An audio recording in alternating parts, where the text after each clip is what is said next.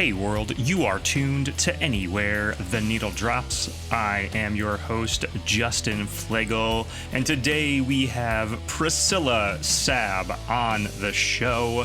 It's going to be a good one, but how are you all doing, folks? What is happening? Man, I am feeling good. I know there's a lot of frightening things happening in the world and a lot of work we have to do. But, also, I've come off a weekend, really a whole week last week, just full of wonderful community. And, it doesn't make the hard times not hard, but surrounding yourself with good people and good things, it helps us all cope. It gives us the strength we need to keep on fighting the fights. So I know the world is scary, but, take a look at the things that you have that are good in your world and, do yourself a favor if you don't have it. Seek out some community, based on your shared interests or values or something like that. And you know what? I'm always here for you too. You need some community, folks. Reach out to me. You know where to find me on the socials. Send me a message. Say hey. I'm always here to support all the good humans out there. So, and speaking of good humans, how do you like that for a segue? Priscilla Sab. Priscilla Sab, just a wonderful musician and human. I caught Priscilla opening up for the Early some months back during their residency out at Elephant Bar in Goshen. And Paul of Theory One, sound guy for the show here, we both looked at each other and were like, well, she's clearly got to come on the show. And so here we are. We finally made it happen. So you're going to get to hear my conversation with Priscilla talking about all things, including her upcoming first album, which we have a treat for you. We're gonna give you a little song after I'm done blabbing here, so you can hear a sample of the album unreleased. I do think this is breaking news here at Red Chuck Productions. So that will be fun. Also, Priscilla is coming to downtown Niles, to the Node, space that is near and dear to my heart. So that will be next week in 2 weeks, actually, on Thursday, July 17th. So if you're hearing this the day this episode drops, you've got 2 weeks. Mark your calendar. Priscilla Sab, along with Drew Stolz, coming to downtown Niles, playing the Node, part of actually an event of 3 days of live music out there at the Node. So that's going to be so much fun. Fun times in downtown Niles, great music from Priscilla and Drew, and summer, right? So, all right, folks, let's get you to some music from Priscilla. Again, as always, just make sure you take care of yourselves, take care of each other. Here's my conversation with Priscilla Sab following the song Why Won't Time Wait For Me? Enjoy. Here's to life.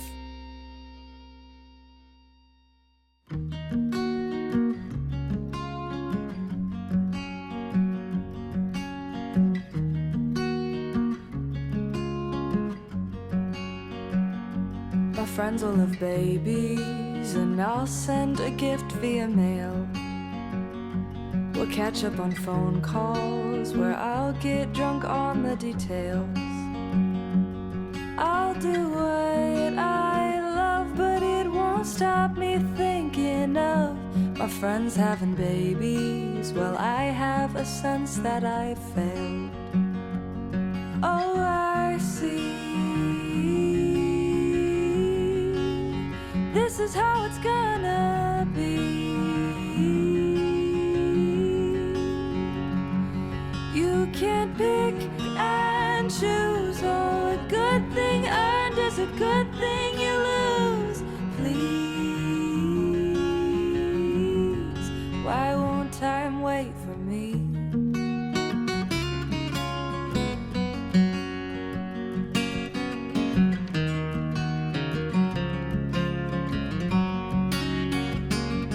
I see friends from long ago, living even better than I will ever know.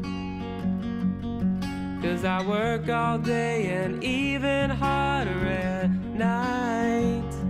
I'm driving down the tunnel of my life and I don't see the light. So I see this is how it's gonna be. You can pick and choose the life you lead for the life you lose. So please, why won't time wait for me? And with each new setting sun, time's arrow only marches further on. Tried living for today, but my mind just slips away into countless things I've traded for the dreams I haven't won. Comparison's a thief and it's got everything I've done.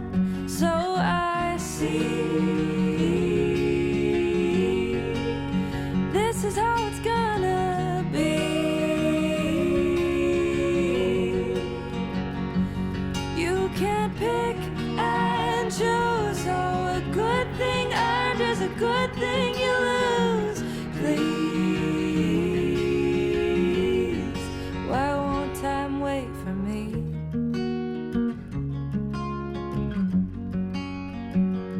My friends will retire and winter down south by the sun. I'll sit by a fire, reflecting on what I've become. I'll do what I love, but it won't stop me thinking of my friends all retired, while I just keep singing this song.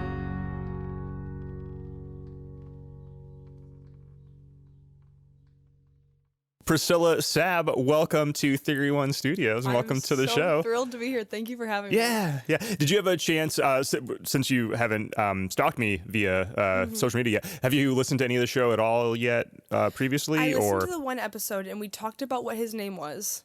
Oh, yes. And then it's... was it the Justin Wells episode? It was the Justin Wells episode. Yes, your friend. Yeah. And I really enjoyed the banter that you guys had. It has been on my to-do list to listen to either one of your Abby Thomas episodes. Sure. Just because I'm like, love Abby, you know what I mean? Yeah. But yeah, like I said, I got horrendously sick this last week. So I was like, I'm not...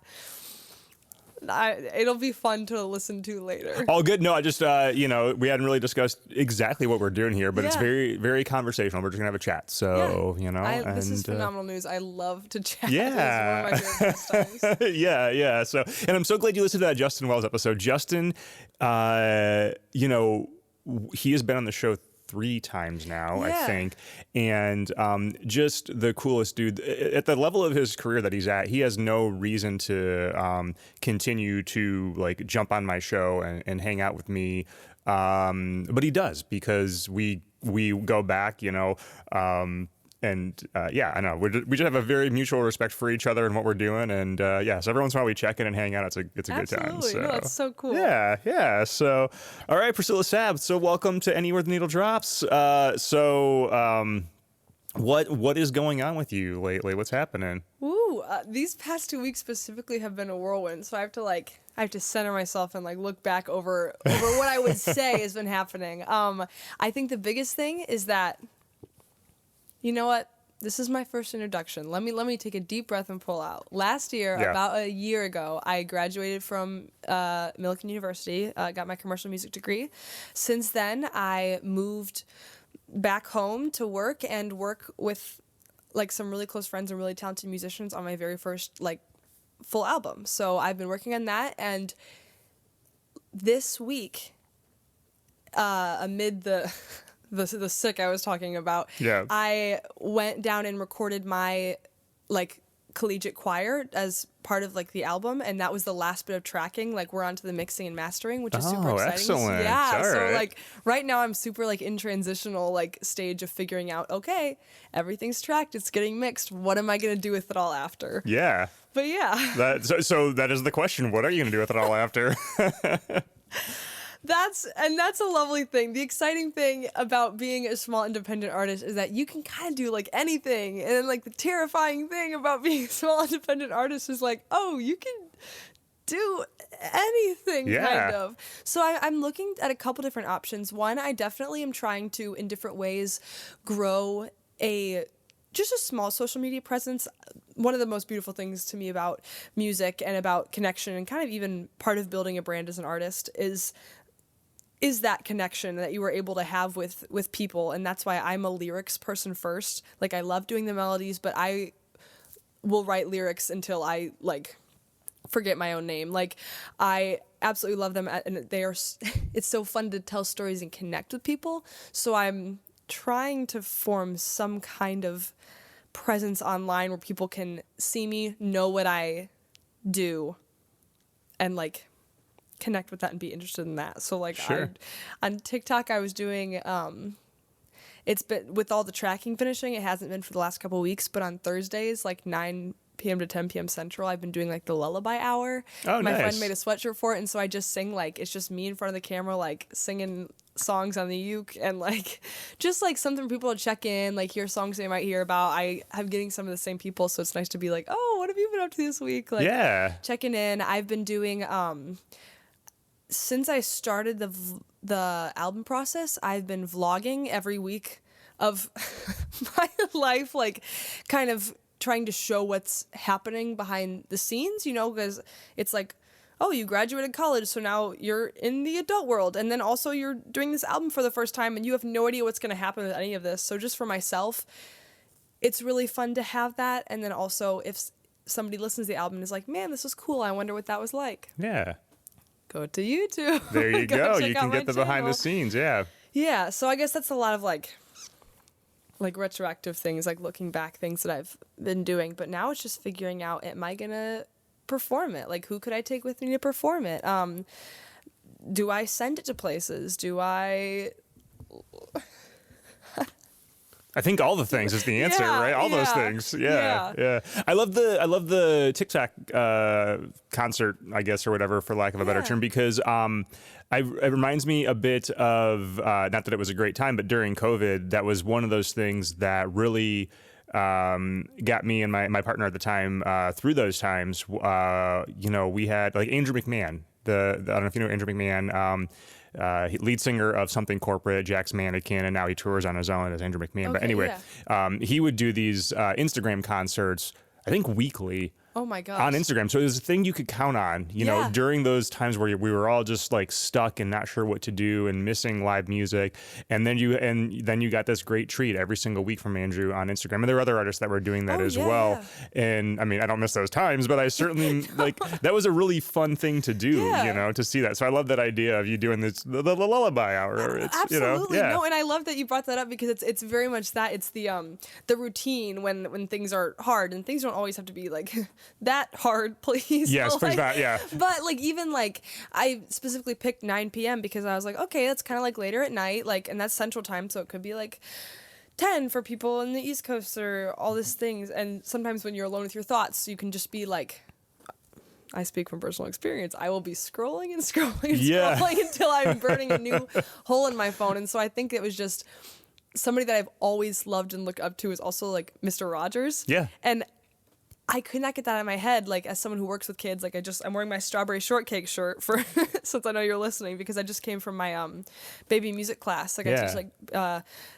just like little fun baby music. And you just do the same songs every week, and they really love that. And Mr. Rogers, he would open his show every week with the same thing, like putting on a sweater, like taking off his shoes or putting on his shoes or whatever. And it's just that routine that's so calming. And so I'm like, people don't have to join every week, but I like the idea of, if they were lonely on Thursdays or something, I would be there. You know what I mean? It would be there. I do like that idea. I generally try to avoid the internet or screens after a certain time of the night. But I do like the idea of like a nice, quiet, like little music thing to finish my Yeah. day. So I might have to check into that. So it's Thursday, is it? Thursdays 9 p.m. 9 to 10 Central. Yeah. Okay. 9 to 10 Central. All right. Well, and we'll have the socials in the show notes. Everyone, make sure you check that out. yeah. You know, check those links out. So, wait. So, okay, let's go back for a second. The baby. So, are you teaching? Like, how old are we talking about? We are talking like 1 year to 4 years. Oh, wow. Yeah. So when I say teaching music, I don't have like the scales out. It's more of a here's our drum and like good morning, how are you? Yeah. Like let's all sing a song together and like shake our eggs. Yeah. Yeah. That sounds amazing.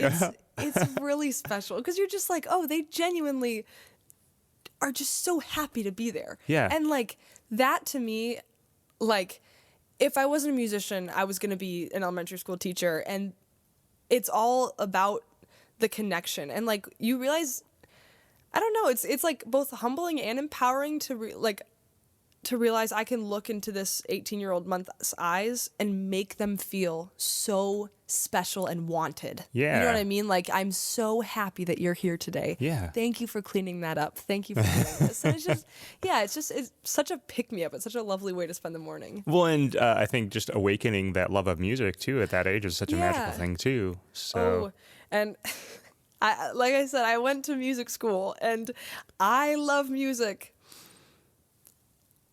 I do not have the skill set that some of my friends do to teach and inspire music at a collegiate level, perhaps. Sure, like, I'm yeah. not going to tell you about, like,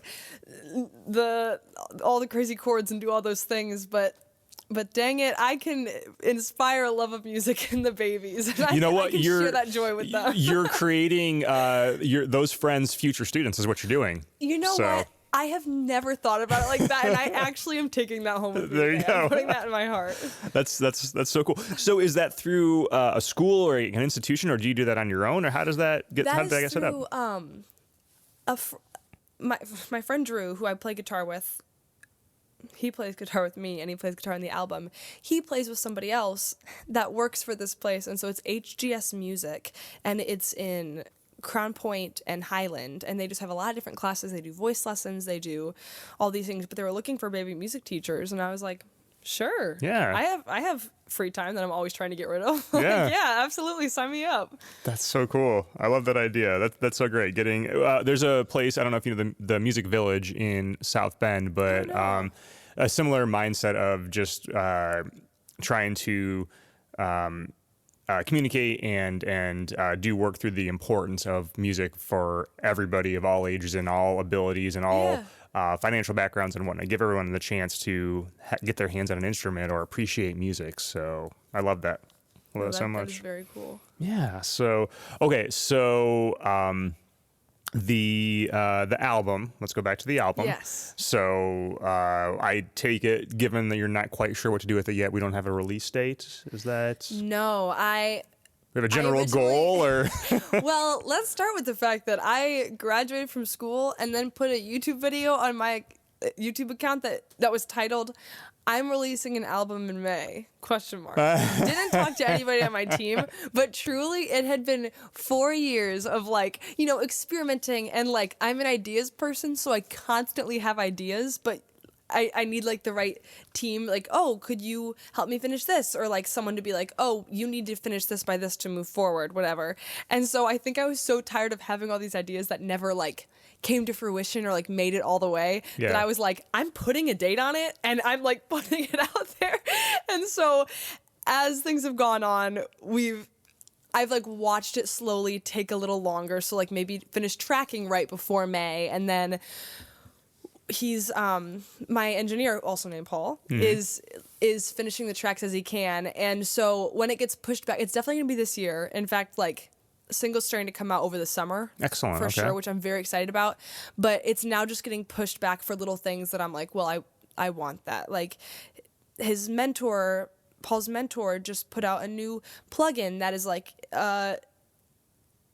imitating like an analog or something that was used on like Fleetwood Mac and Pink Floyd, and he was like, I think this will make your record sound kind of fuller and more texture and just more real, kind of. And I was like, well, yeah, I'll push it back for that. And like, it already sounds even better with that stuff on it. So definitely this year. But if it takes longer, just know good things are happening. I mean, did you say May of a certain year? Because May comes back around, you know? So I'm going to keep everything and then wait until 2026 just so I can say I was right. there you go. I was There right. you No, go. you guys aren't hearing me. I said May. I didn't say what year. Yeah, I'm not. Stop asking me questions.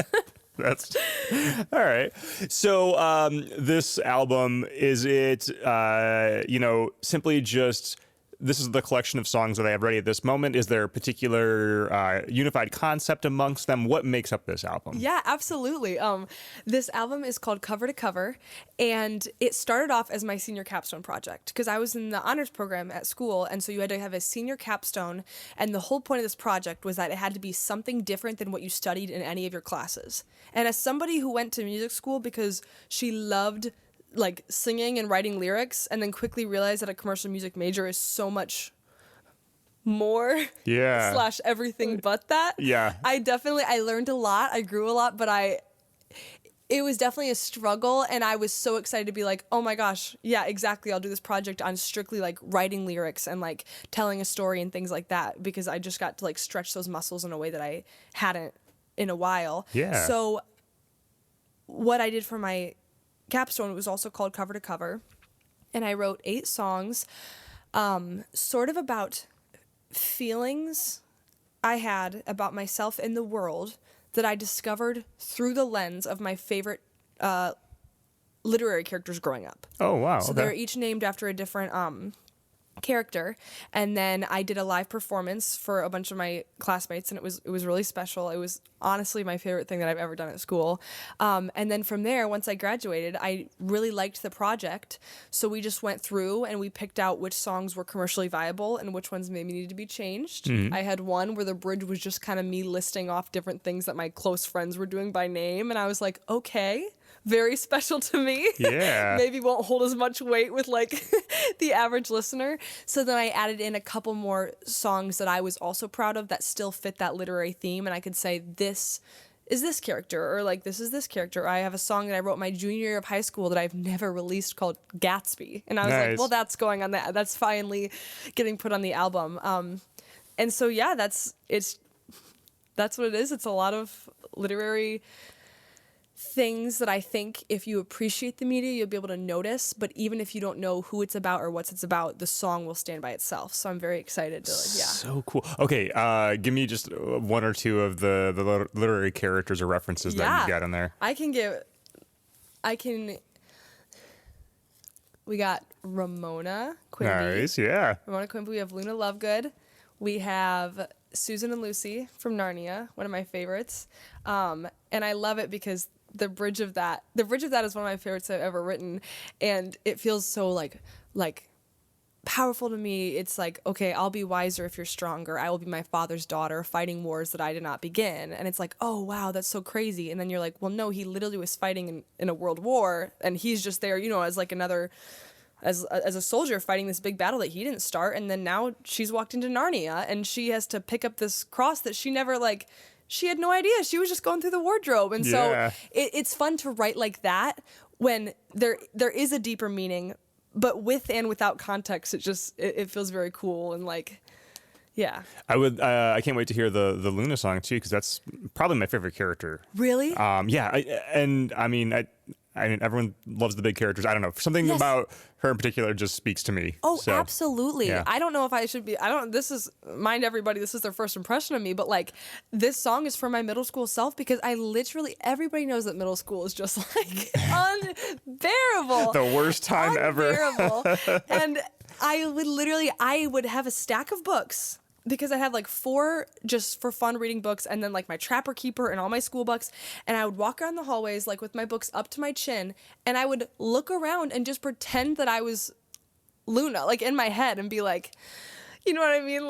Oh, whatever, just living my life, looking up and daydreaming and doing all the things. And I'm yeah, I loved her energy and how she was slightly different from people, but she was just chasing what made her Being happy, herself, just being herself, living in the Yeah. world. Oh Yeah. man, I can't wait. Will there be any I mean, as you, will there be a physical form of the album, or will it be strictly digital, or how's the release going to look? I'm definitely still trying to figure that out. I want to make investments for things like that. I think it'll just be interesting seeing like what the demand is. It will be on streaming platforms, but I'm very interested in making CDs. I've always loved like the inside of CD covers. And I think it'd be cool. Especially because I love lyrics so much. Being able to put together a lyric booklet would be really fun. Yes. And so I don't know about vinyl right now.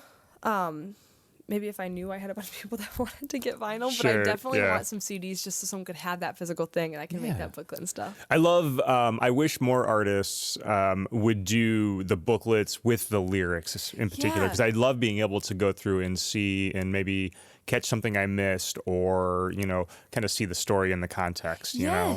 Absolutely. No, I fully agree. It just kind of gets you into the song and like really helps you connect in your own way. Yeah, for sure. Yeah, I love the liner notes and sitting there with something physical, and it just kind of almost forces me as a listener to take a moment and sit and really enjoy the music. You know, so often music is a thing you put on in the background or, you know, while you're driving or whatever.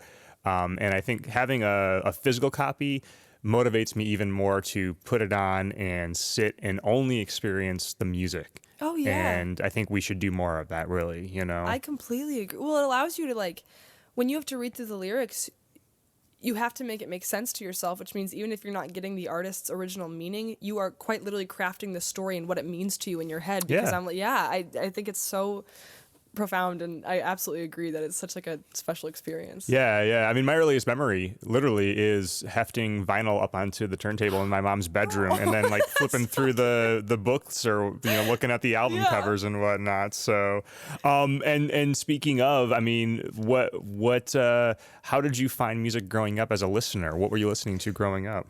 I listened to whatever my parents listened to first and foremost. So my dad loved Cold War Kids, and Cold War Kids were a huge That's a name I haven't heard in a while, but oh my gosh. That was when I was in middle school. I got surprised with tickets because Cold War Kids did something in Chicago, and it's like it just makes me laugh because like 12-year-old me with glasses, and I was like, oh my gosh, you guys Cold War Kids. Like their storytelling is truly like amazing. And,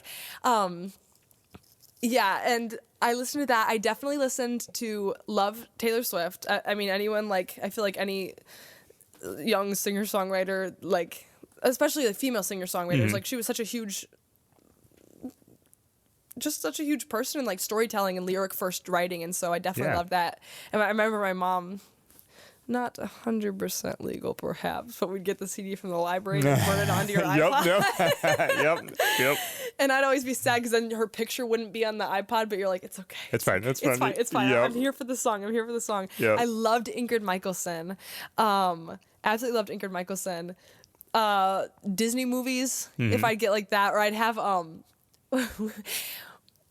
there were 2 kids CDs, and we loved them, and I think that sparked my like theatrical love of music, where it's so like, I don't know, bouncy and fun. And one of them was this like VHS that we got from a thrift store in Chicago called like Baby Songs, and like they're just crazy. They're absolutely addicting. They're so fun. They had the weirdest music videos with them.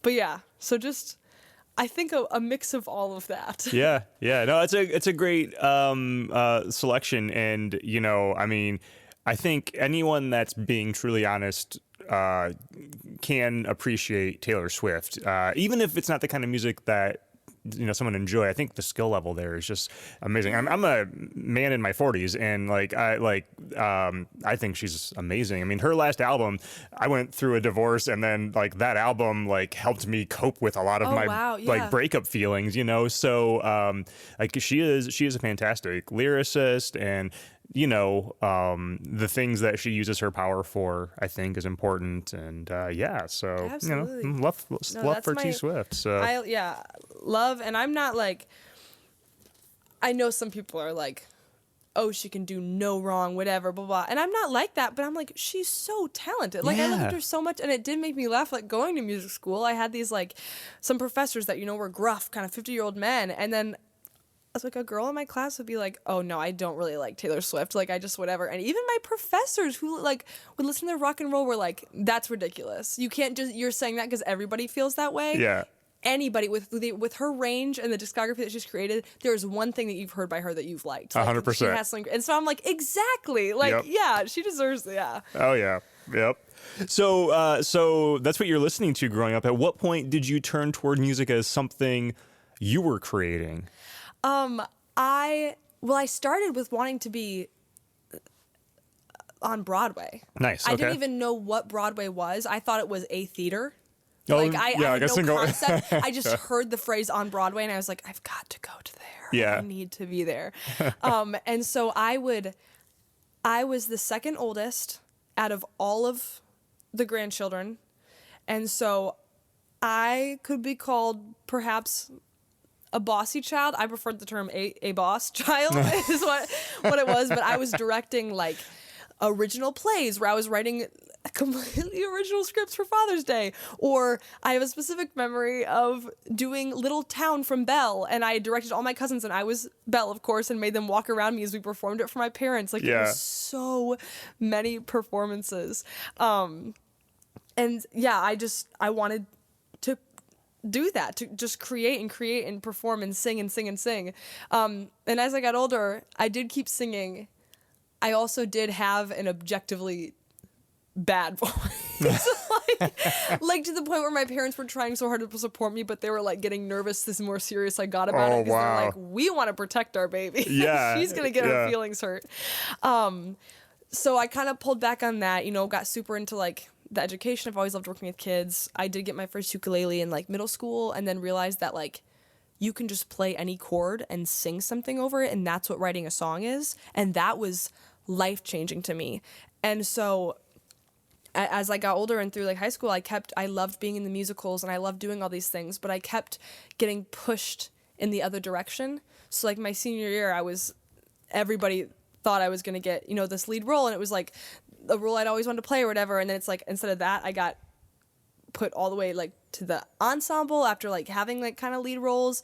But then also that same year I got selected to like write an original Christmas song for the thing, you know what I mean? So there's just a lot of those things. And then when I graduated, I was still going to be an elementary education major, and I was having all these little like, whisperings and inklings, and I was like, wait, like, what about this music thing? And then I joined the Acorn Singer-Songwriter competition. Yeah. And when I ended up winning that, which was super exciting, but I think that was finally when I was like, oh, maybe I could try this. Yeah. And, You know what I mean? and remind me, how old were you when you won that contest? I was either 17 or had just turned 18. Okay, that's what I thought. Yeah. It was my first thing that I did outside of high school. Because, you're Yeah. in high school and it's just that pool of the same kids. So you're like, well, yeah, you're good at this in high school. Yeah. And so I think that was when I was kind of like, okay, if I don't try this now, I just, you know what I mean? Like, let me just try it. Let me Yep. just try it. Yep.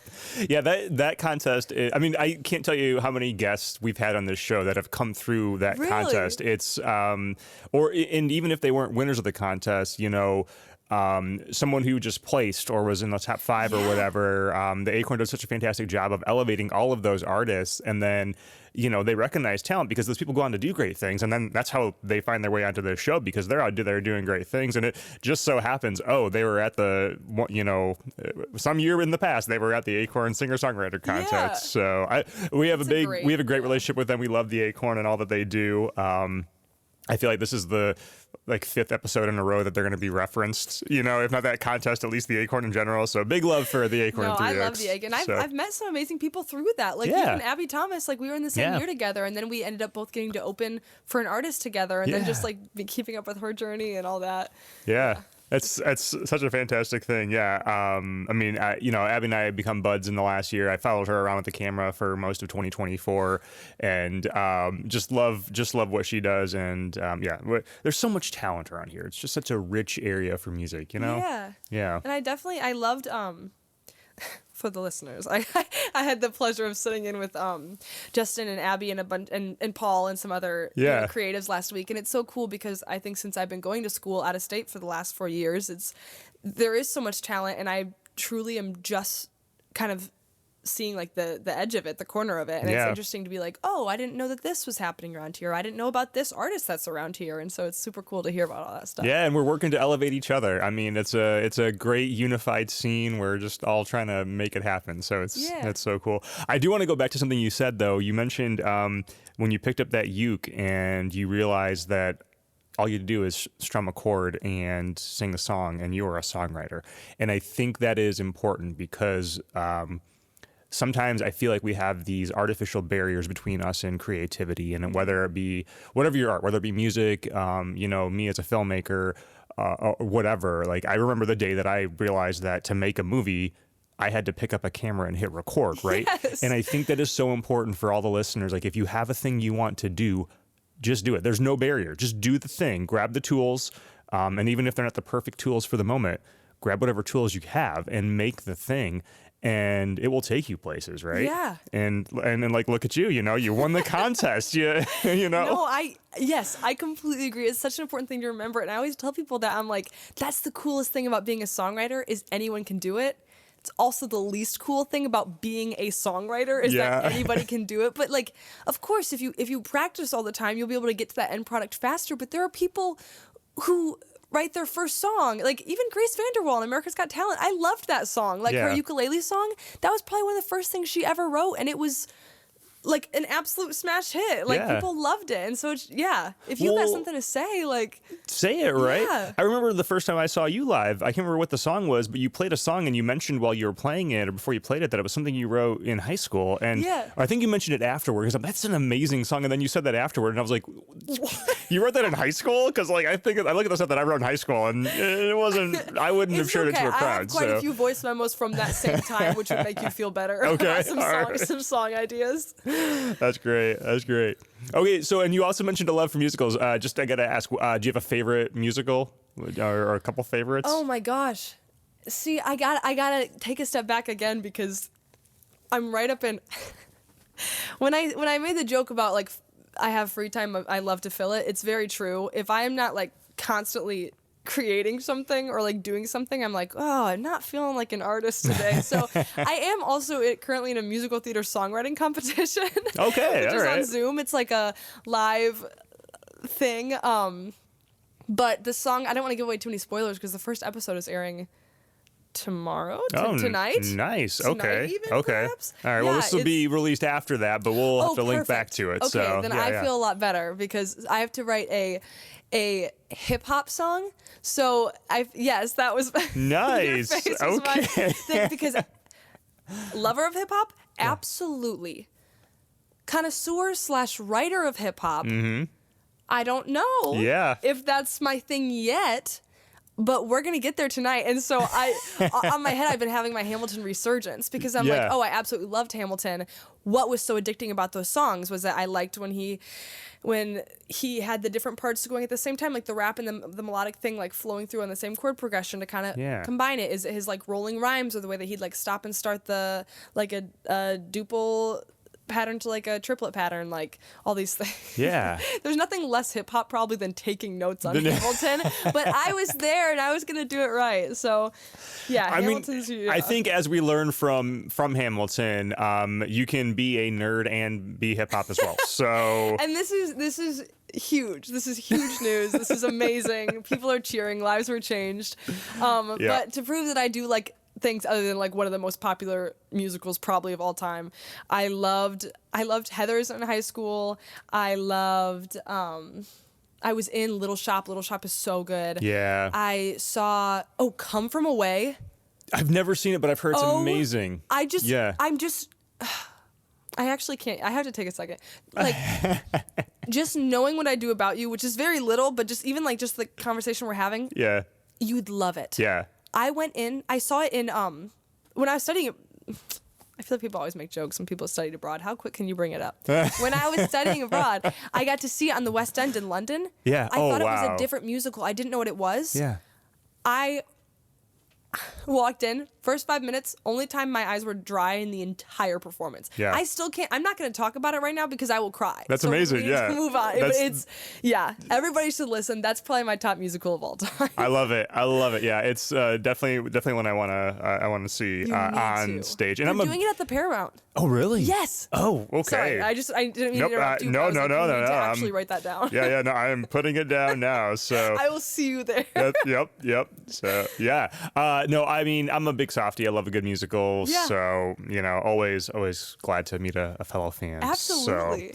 So did you mentioned struggling with vocals initially? So did you find your way through that just through lessons and work, or how did you accomplish that? Yes. All praise to voice teachers. Thank you to vocal music educators. Voice lessons changed my life. Yeah. Like, absolutely flipped what I was working with. I mean, to a certain point, the nature of your voice is what it always will be, and that is beautiful and also frustrating, as I know, you want to sing different things and have different whatever, but truly flipped my world around. My senior year of high school, I started taking voice lessons. I loved my voice teacher so much, and then I went to college and had the same professor for the last 4 years, and I mean, he absolutely changed my life. He's like a great friend to me, a great mentor, and just has taken my voice places that I'm so thankful. Yeah.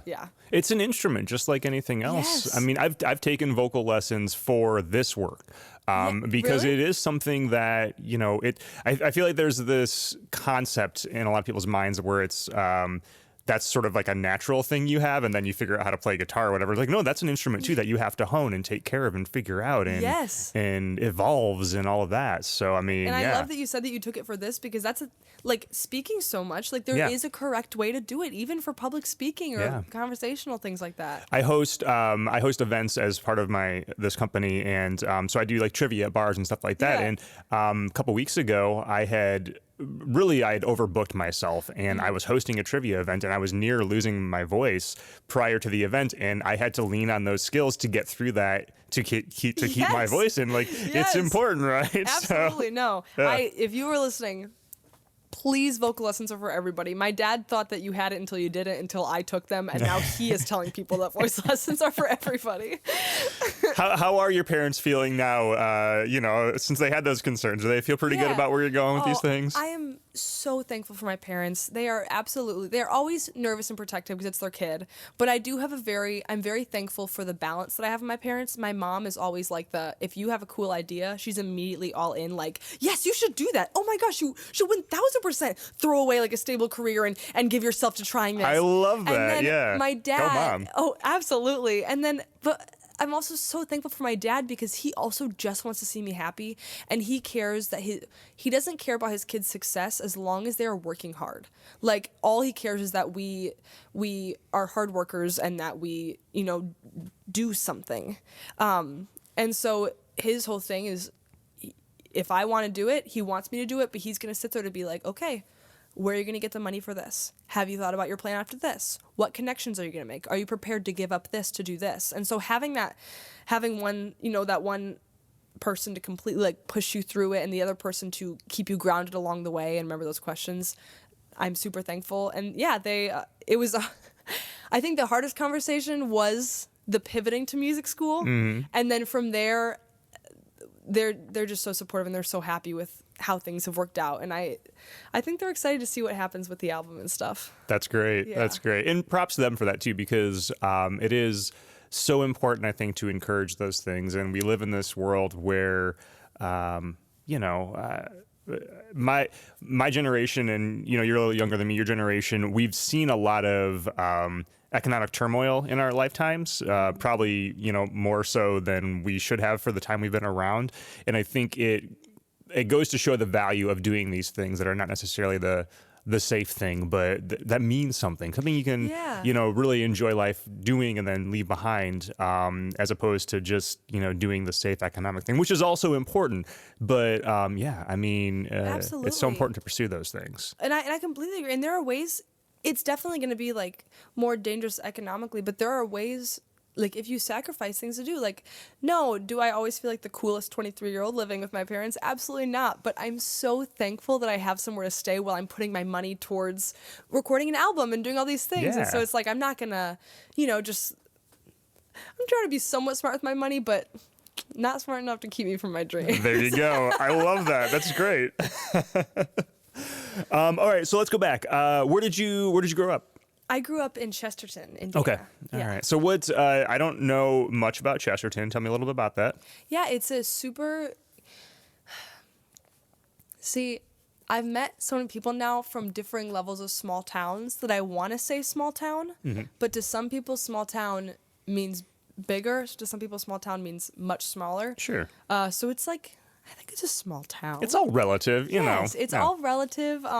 It was really lovely. We moved from Chicago when I was like 5 or something, and so I spent most of my time there. And yeah, I don't know, it was just really lovely. I grew up with my 3 siblings. We did lots of walks around the parks, lots of playing pretend, lots of trips to the library. Yeah, did school, loved soccer, loved cross country, loved all those things, but then did speech, show choir, and musicals in high school, just all that stuff. Yeah. All right. The going back to the album a minute. So you have this work that it sounds like most of your portion of it is kind of complete. You know, you've got, the producer doing some work. So do you already maybe have your eye on the next thing, or are you giving yourself a rest? No, I wish I was.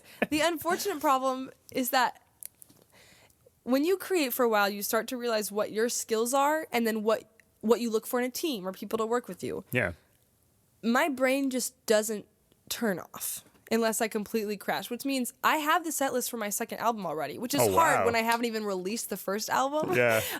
And also, I made a joke well, it was only a joke depending on how they took it, but I was walking out with my producer and my engineer, and I was like, yeah, I already kind of know what the second album's going to be called, I think. And they were like, like, this album is not even like cold. Like, the body of it is not even cold yet, and I'm already like, I got something else. But yeah, so I probably just need to relax, and that is definitely what I look for in a team. Is I have so many ideas that I need someone to be like, this is good, keep going with this, let's stop this idea. And same with songs. I'll write 5 songs and think they're all amazing. 2 of them are going to be a little bit ridiculous, and you have to be like, Priscilla, please, like, I love you, keep that one in the diary. And then like some of them it's like, no, this is good. Like, let's do something with this. So I shouldn't, and I'm going to focus on this album. And I'm going to focus on getting music videos and putting it out there and taking good care of it. And I'm not going to think about the set list that I have for my next album, which I might already be looking at figuring something out for. It's a good problem to have, you know? Yes. You know what? And I'm thankful for that. Yeah. I mean, you don't want to hit that whole like sophomore slump thing. You don't have to worry about that. You've already got one in the fired up, ready to go. Cooking, yeah. So whenever you get to that time. So tell me about this team that you've got. It sounds like you've got a pretty reliable crew that you work with for all these things. Yeah, so Drew Stolz, who plays guitar with me, absolutely love the guy. Like, one of my closest friends. I met him my junior year of high school. His senior year, I was in show choir, and one of his friends' partners at the time walked up to me at show choir and was like, "Oh my gosh, Priscilla, they're trying to get me to come write a song with them. I don't do that. I don't write songs. You go." And I was like, I had no one to collaborate with that time, so I was like, yeah, no, don't be joking. Yeah, no, what's the address? I'll be there. Like, tell me. My mom dropped me off in the minivan, and we wrote a song together that day.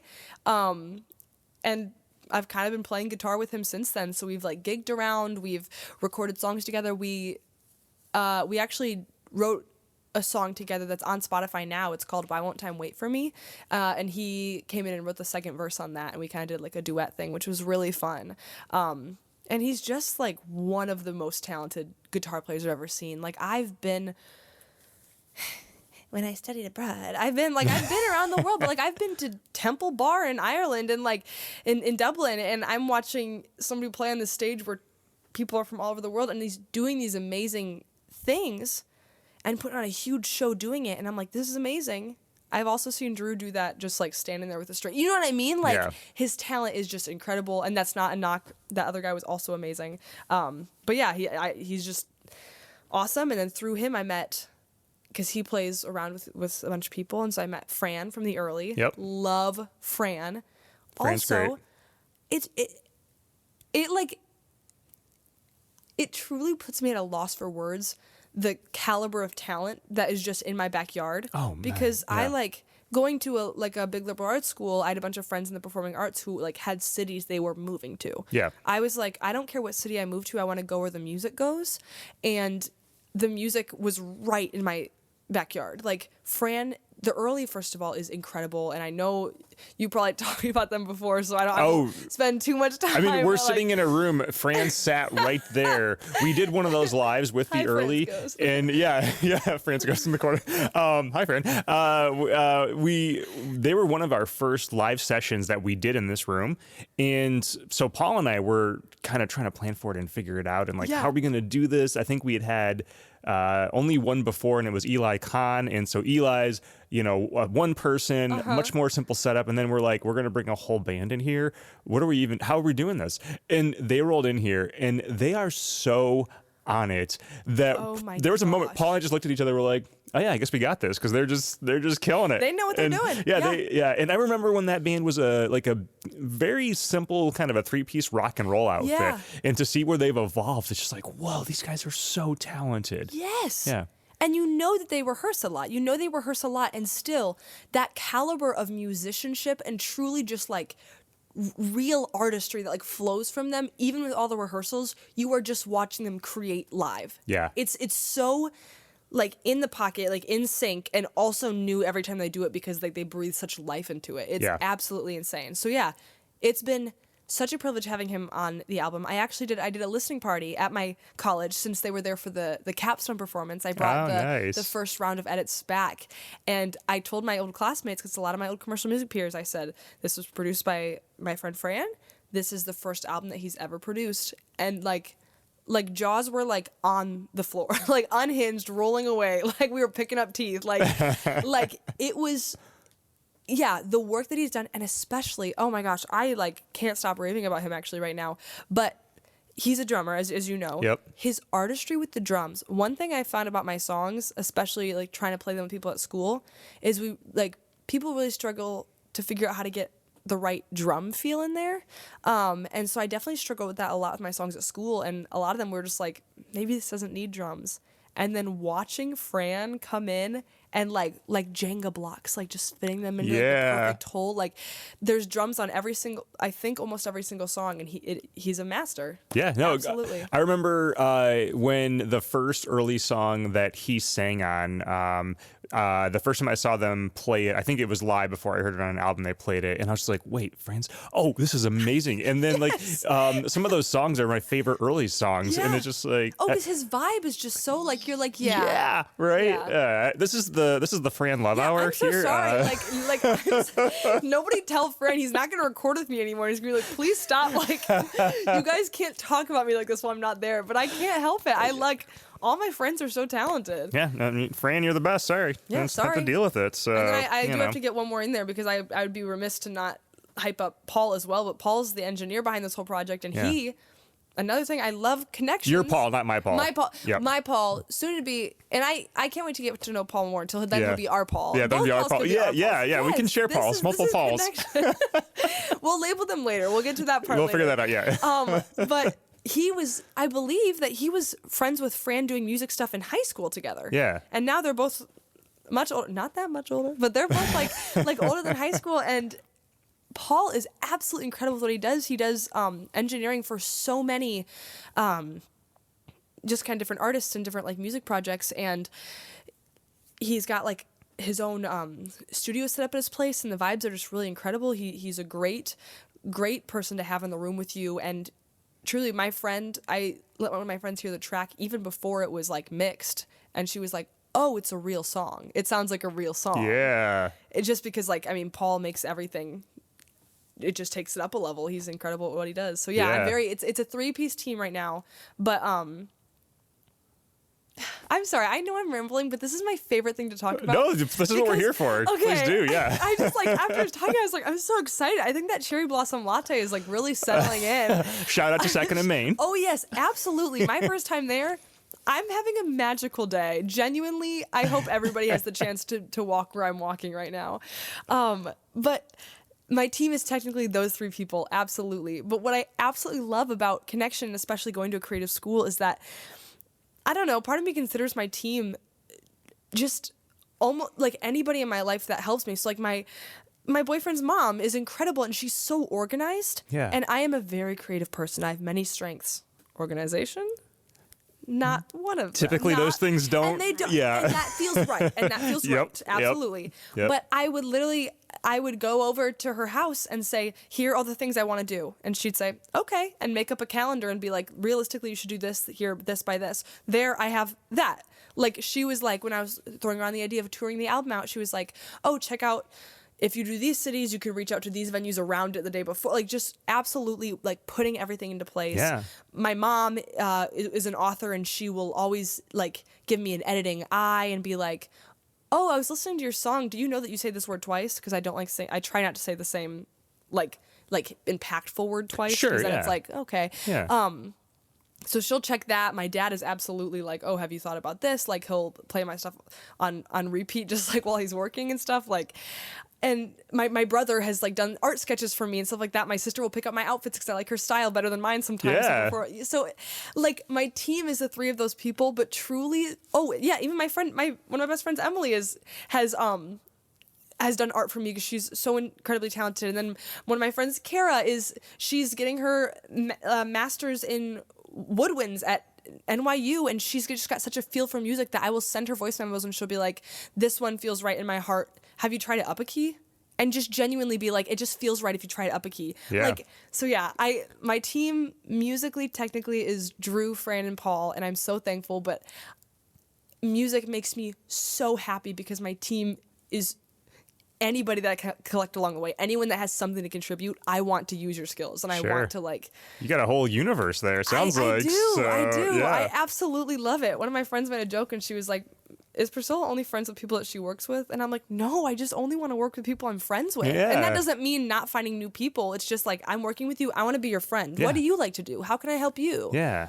Yeah. And I think that's one of the things that's so magical about this music scene here is because, you know, there was a time where the thing to do was to go move to Chicago or move to whatever insert big city music scene here, and that's the place you go to do your thing. And there's so many opportunities and so much talent right here. You don't have to leave. We're building a cool thing here, and like how cool is that, right? Yeah. Yeah. So yeah, that's here's to your team.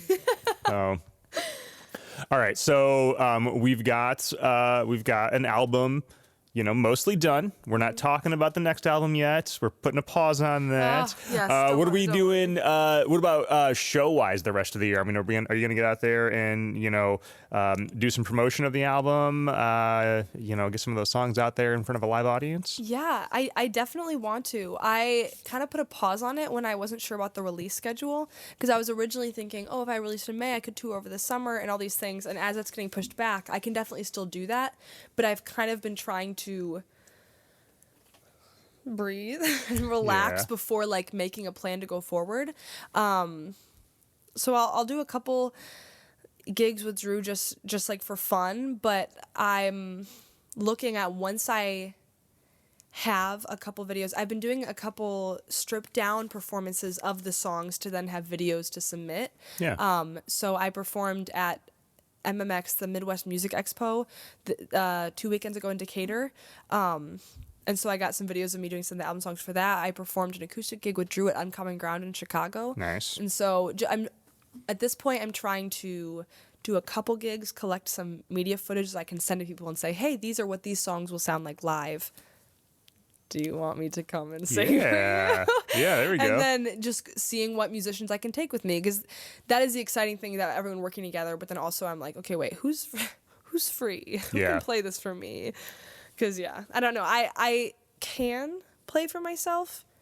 I have always I like it better when other people play with me because I think it just brings the song to life and like adds a texture to it. Yeah. Is your preference like a full on like rock and roll vibe, or just more of a just like a full sound? What's your... Definitely more of a full sound. I think especially for this album, I think that some of the lyrics or some of the vocals are quite lean towards like a more intimate feel. And so for this, that I've had some covers that I've done before. Like I had a class in school where we sang like different songs from throughout the decades, and so I did when I was learning how to belt, I did "You Ought to Know" by Alanis Morissette. Nice. And that, like, when I'm doing that stuff, I'm like, oh, I need the full band to just like get lost in it. But I think for this specific project, I definitely want just a full sound, a full sound, so you can hear like, you know, remnants of the things that Fran brought to the recorded versions, and then like, awesome, create a vibe to live, like people can live in while they listen to it. Well, and creative collaboration is so much fun. I find in a lot of the work that I do, the type of creativity that I have, a lot of it is more like solo, isolated stuff, and so I really am gravitated toward like connecting with people and working with people on projects when I have those opportunities, because there's just something so beautiful about sharing creativity, you know? Yeah. And it takes you new places that you can't go by yourself. Absolutely. I'm all for collaboration. I just think you really learn what your super strengths are and what the things you struggle with are, and you can kind of knock off some of those edges and like reach your full potential. Yeah, for sure. Well, all right. Is there anything we missed? Anything you want to make sure that the listeners out there need to know about you? What's coming up? Anything like that? Let me do a quick brain scan. I mean, thank you so much for, if you listened all the way, I really appreciate you being part of this conversation. And welcome. Congrats, you're on my team now because you listened to the whole, you're now a supporter. Like, you did it. I'm Priscilla Sab on all streaming platforms. I'm Priscilla Sab on YouTube if you're interested in those behind the album vlogs. I am Priscilla Sab on TikTok. Priscilla Sab or Priscilla Sab Music. That's right. We'll have links to all of them in the show notes okay. too. So yes, I'm. Yep. You can find me on all the things. Priscilla Sab Music on Instagram. We'll have the show notes and things. But yeah, music coming out this summer. Kind of super exciting because it's like my first big official like concept project, and so if nothing happens with it, no sweat off your back. If something happens with it, you can say I laid that brick, I laid that foundation. I was part of that first thing. Yeah. So. And if you want a physical copy, send Priscilla a message and say, hey, I'll take one of those CDs. You are so good at your job, Justin. Exactly what he said. And I couldn't have said it better myself. Let me know. We have a saying here on this show. It's give musicians your money. So I love that. Yeah. So, I love that. Yep. Support art. So. All right. Well, Priscilla, thank you for hanging out. This has been so much fun. I can't wait to hear the album and hear the next album after that and see what comes next. Not that we're talking about that yet, but you know. Yeah. It's in your brain. It's in my brain. We'll get back to it. Indeed. All right. Well, thank you so much. Thank you.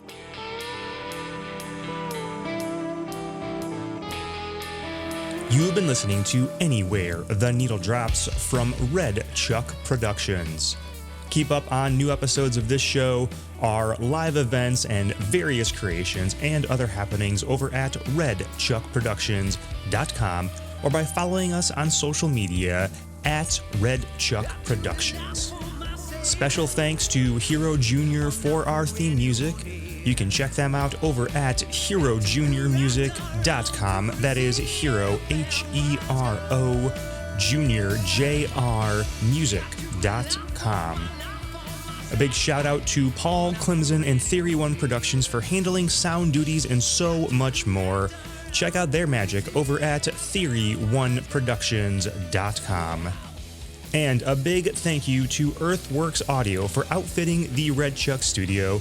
See their microphones and their other products over at earthworksaudio.com. Be sure to support all of our guests by visiting their websites, social media, clicking that subscribe button, seeing them live, and checking out their merch stores. Give musicians and artists your money. We'll be back with the next episode. Until then, thank you for your time. Here's to life.